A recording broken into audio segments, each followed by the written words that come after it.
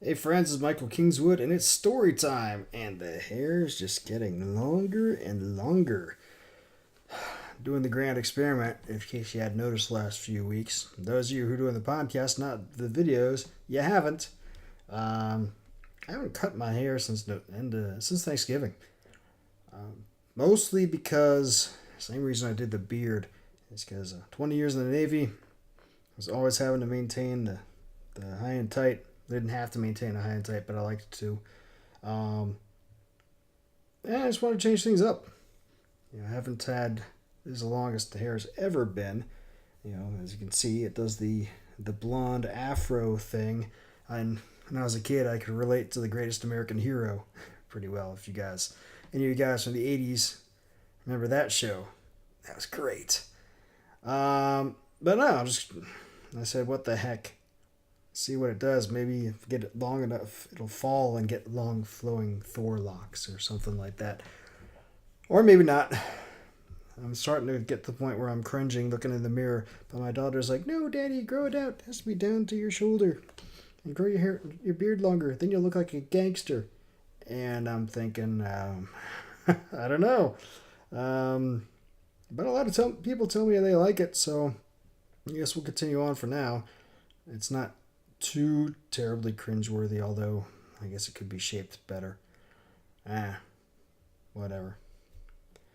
But yeah, I'm sure that's why you tune in here, right? To hear about my hair and to see what else I have going on. But hey, as long as I'm talking about what else I had going on, last week was a pretty good week. So I've been doing these podcasts and videos for almost a year and a half now, and actually it is a year and a half now.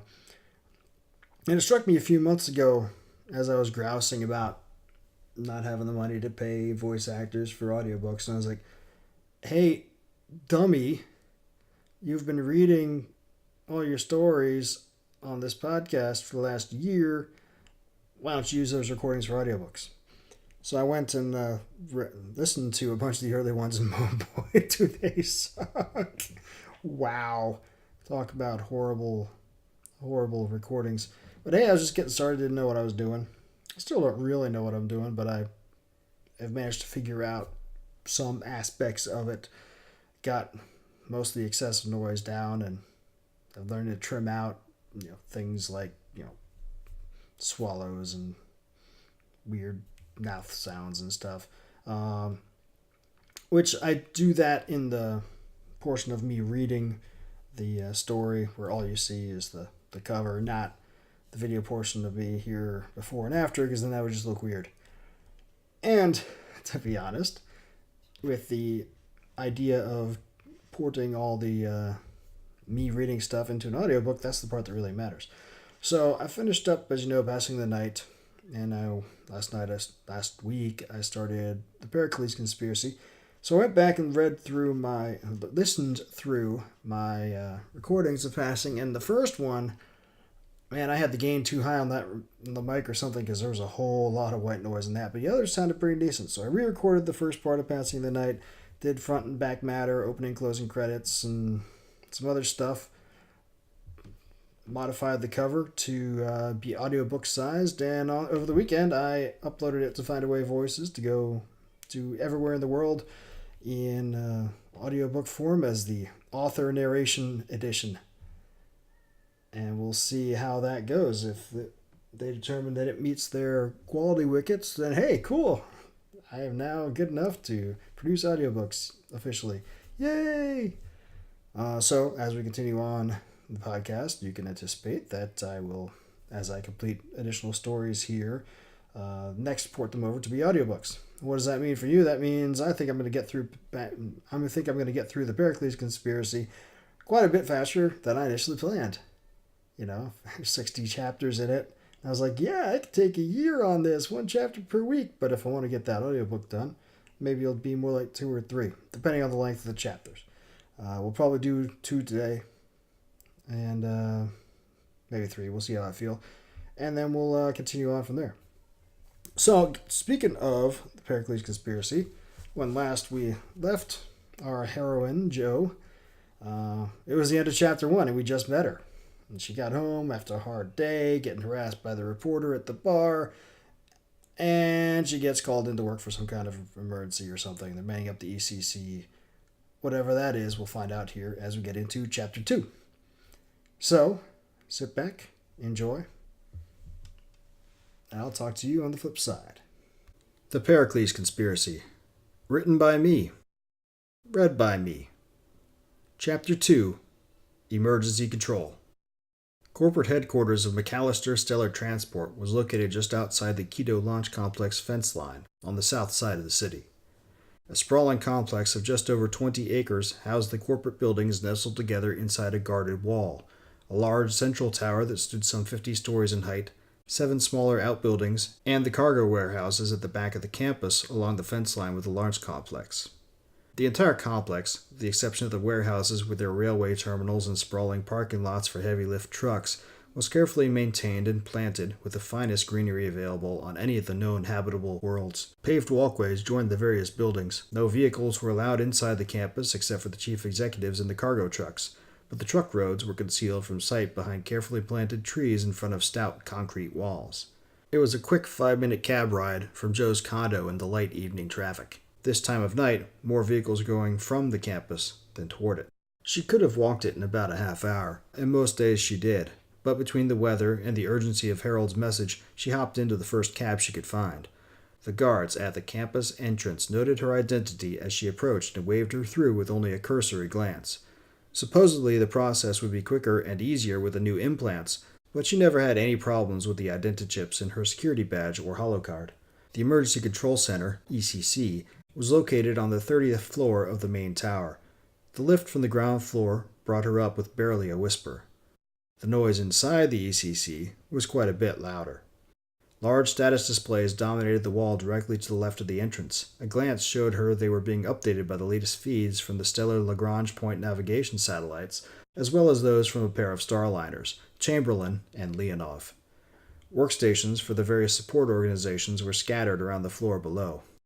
Directly opposite the status displays, on a raised platform above the support workstations, the command table was fully manned by the usual people, except for the incident commander station at the center.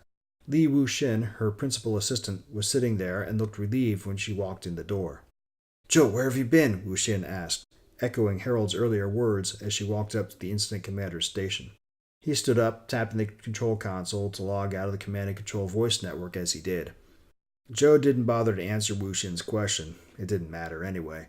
She settled down into the command chair and inserted the earbud resting there specifically for her use.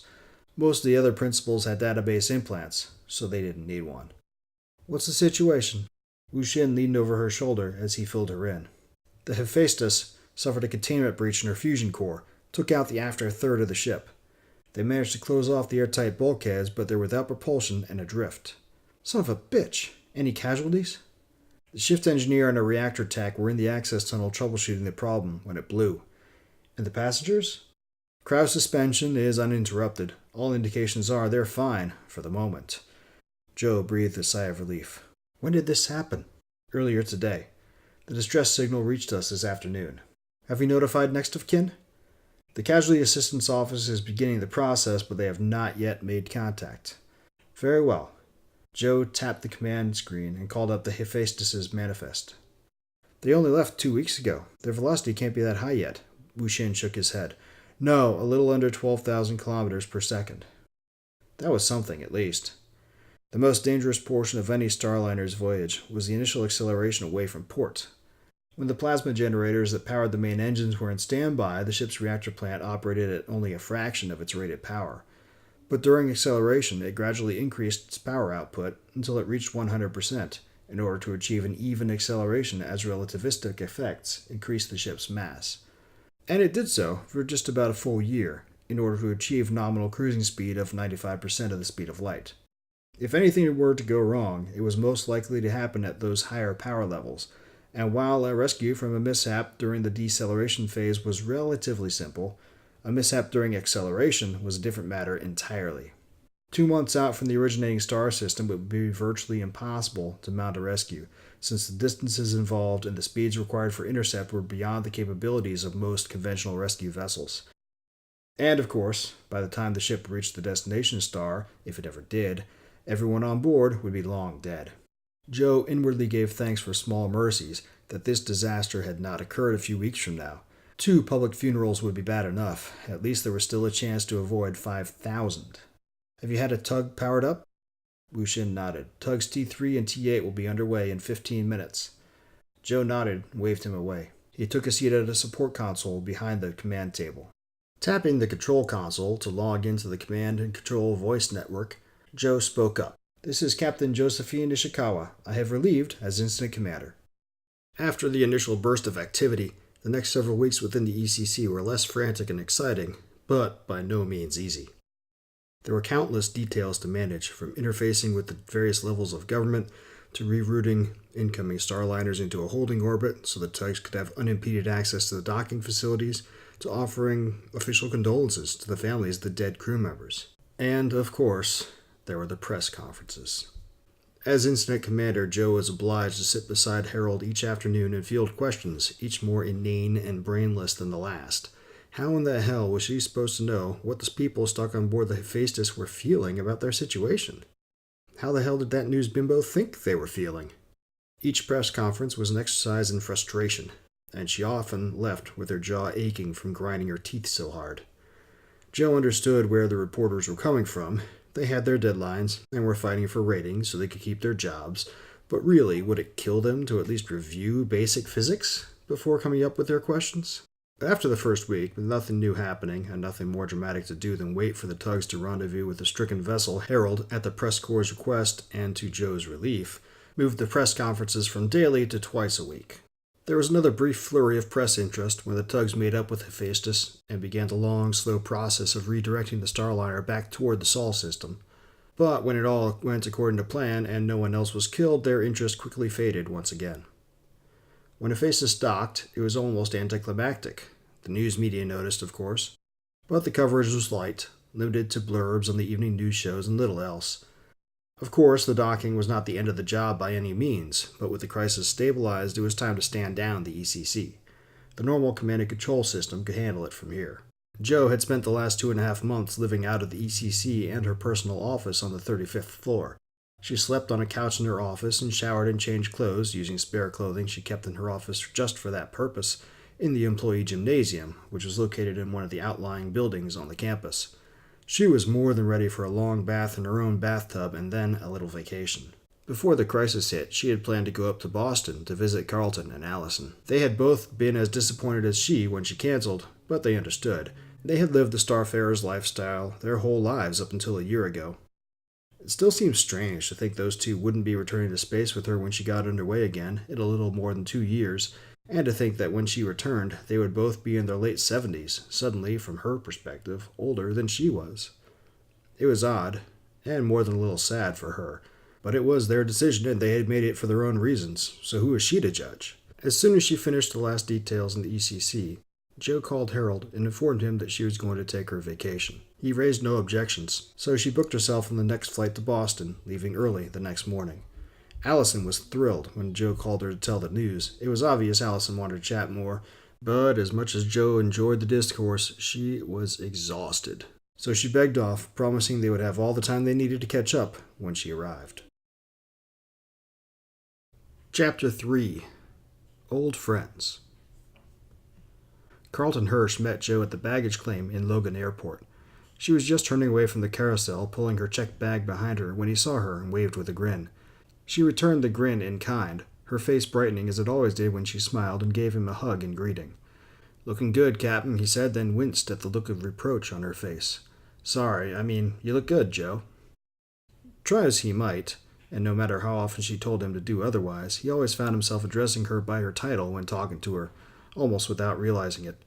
Serving under her command aboard Pericles for 5 years was hard to get past, but he was out of that game now, wasn't he? "Good to see you, Carl," she said, the reproachful look changing to a familiar, friendly smile. "How are Allison and the kids?" "She's fine. Tim's enjoying first grade a lot. He has a girlfriend." Carlton found himself shaking his head in amusement at that. "Malcolm's starting to say a few words, or at least I think they're words. You didn't have to come all the way out here to meet me, you know. I've ridden the T before." Carlton waved off the comment dismissively. Least I can do. You've had a tough few weeks." They stepped outside into the crisp winter afternoon. Carlton noticed Jo shivering, heck, nearly convulsing, as she pulled her jacket tight about herself. Too much time along the equator is making her blood thin, he thought. Not that he didn't find it a bit chilly for his taste as well. He was parked in a short-term lot. It only took a few minutes to reach his car. Jo whistled appreciatively when she saw it, a brand-new Mercedes, painted in a green so dark it was nearly black. "Not bad, Carl. Airline's treating you well, I see." He chuckled. Allison paid for it.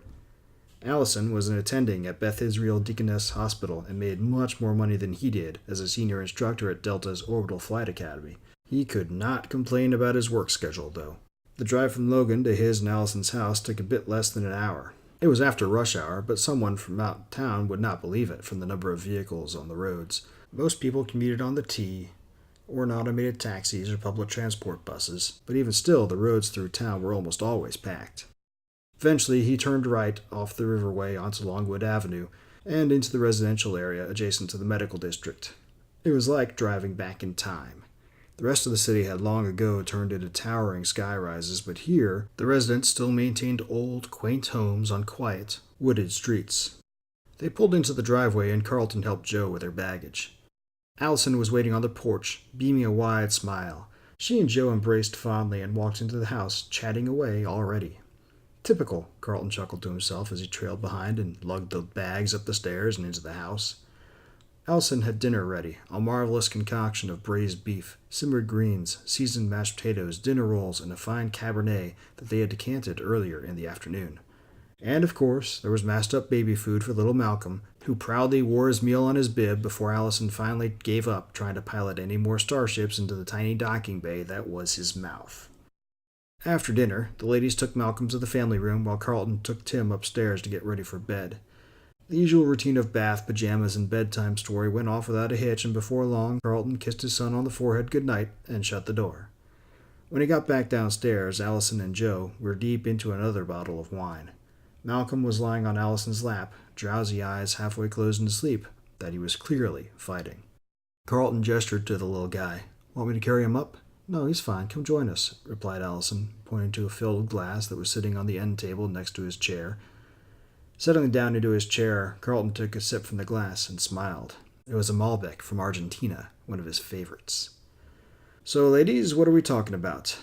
"Not much, just reliving some old sea stories." Carlton had always found it funny how starfarers called tales of what happened on board the starliners sea stories. There was no denying that many nautical traditions had translated over into the culture and procedures of operating spacecraft. All the same, to still use the term after all this time was strangely amusing. The conversation lasted late into the night, only interrupted a few minutes when Carlton carried Malcolm upstairs once he was good and fully asleep. But after a while, Carlton noticed Jo drifting off into her own world. Frowning, he glanced at Allison, who shrugged slightly. "Jo, is everything okay?" She gave a little start. Oh, yes, fine, thank you. My thoughts were just wandering." "Where to?" queried Allison. Jo took another drink of wine and was silent for a long moment. Then she asked, "Do either of you ever think about our last shift?" Surprised, Carlton shared another look with Allison. "Of course we think about it. How could we not? But, well," Allison picked up his slack. "It's out of our hands now. We're not supposed to talk about it, so we don't." Jo nodded slowly. "I hadn't thought about it for a long time. I purposely kept myself from thinking about it. But a few weeks ago, a reporter came by, asking questions." Alarm bells went off in Carlton's mind. You didn't tell him anything. Of course not. "You haven't heard from him, have you? Jeremy Reynolds?" Both he and Allison shook their heads. "Does he know anything?" "Just conjecture, and even that is far from the truth. It got me thinking, though." "Well, that's something at least." Carlton shook his head. "What did Harry say about it?" Jo took another drink. "I haven't told him yet." Allison's eyes widened in shock, and Carlton knew his were as well. "You haven't? Jo, you know the procedure on this." I know. Jo stood up and strode over to the window. From her gait alone, Carlton could tell she was annoyed. "I'll tell him when I get back, but look." She turned to look back at them, fully back in the present, and taking her business tone. "This guy might come calling." "I wouldn't be surprised if he did," replied Carlton. Jo stayed with them for 3 days, but they never again spoke of what happened on their last shift aboard Pericles, or of Jeremy Reynolds. It was a fun visit. She had been to Boston before, but it had been years. So for those few days, Carlton and Allison got to be tourists in their own town, showing her all the sights. Joe's flight back to Quito departed early in the morning on the fourth day. Once again, Carlton drove her. They sat in silence for most of the trip to Logan, listening to the morning news. When they pulled up into the passenger offload area, Joe smiled and clasped his hand. "Thanks for the hospitality, Carl. It's been great seeing you two again. You too, Captain. Don't be a stranger." Then she walked away, into the terminal. Carlton waited a minute in case she forgot something in the car, but she didn't return, so he drove off. When he got back home, he found Allison just returning from dropping Tim off at school. "She make it okay?" Carlton nodded. "Ought to be in the air by now." "You're heading back up to Luna tomorrow morning, right?" "Yes, but only for a week this time. Should be back for Tim's birthday." "What will I do without a babysitter during the day?" Carlton chuckled and shook his head. "Good to know I'm loved for who I am."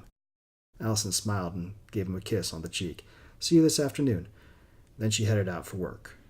Carlton spent the day taking care of Malcolm, as he did most days when he was at home and Allison at work. It was a pleasure for him and Malcolm both. The little guy cooed and giggled as they played, and occasionally babbled the beginnings of a word. But as the day wore on, Carlton's mood grew darker. As he looked at his little boy playing, the conversation from 4 nights ago came back to mind, and he started thinking about what had happened on board the Pericles, and about his friend, the man his son was named after. And then there were the things they had been given and what they had been asked to do. What had become of those things, he wondered, after the government took over? He would probably never know. The lift door opened, and Joe stepped out onto her floor. Pulling her suitcase behind her, she walked slowly toward her condo, yawning into the back of her hand as she went. It had been a long flight, made the worse by weather delays over Colombia. It was almost 1 o'clock in the morning, more than 3 hours later than she thought she'd be getting home, and she had a meeting at 8:30.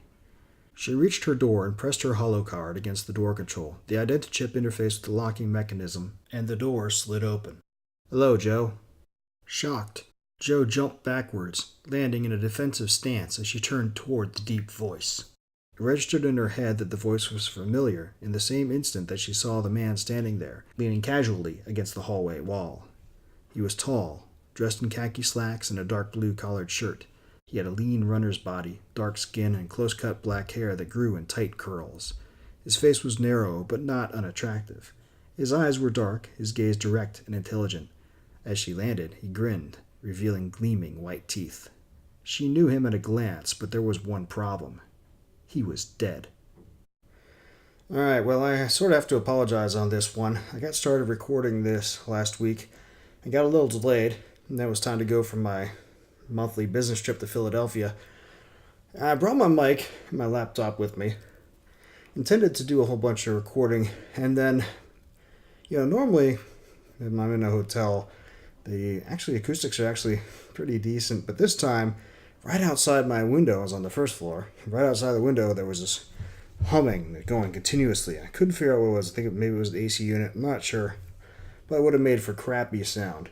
So I ended up deciding to not finish the recording, and now I've gotten it done this week. So I kind of missed last week, and apologize for that. I'll make it up. I'll do a second one this week, and life will be good. But anyway, we're now pretty well into the whole thing with Pericles conspiracy thing here, and hey, look at that! A dead man showing up at Joe's door. The plot begins to thicken. Hopefully you enjoyed these 2 chapters, and come back next time. We'll continue on the story. You can, of course, go buy the book in ebook or print, anywhere good books are sold. But the best place, of course, is from my site. Go by michaelkingswood.com and click on the bookstore link, or go to my publishing site, ssnstorytelling.com, in the shop there, and you can pick it up, and life will be good. If you don't want to do that, but still want to hook me up with some dough, and you like the podcast, listen all the time, come by michaelkingswood.com and sign up to be a sponsor and member of the site. Works kind of like Patreon in that it's a monthly deal, and I give you little perks for various levels. It's run through a WordPress plugin and PayPal, so it's easy for you, and makes decent little bonus cash for me if you so inclined. Otherwise, please tell all your pals about this. Like, subscribe, share, leave reviews anywhere you can. I'll talk to you next week. Till then, don't do anything I wouldn't do.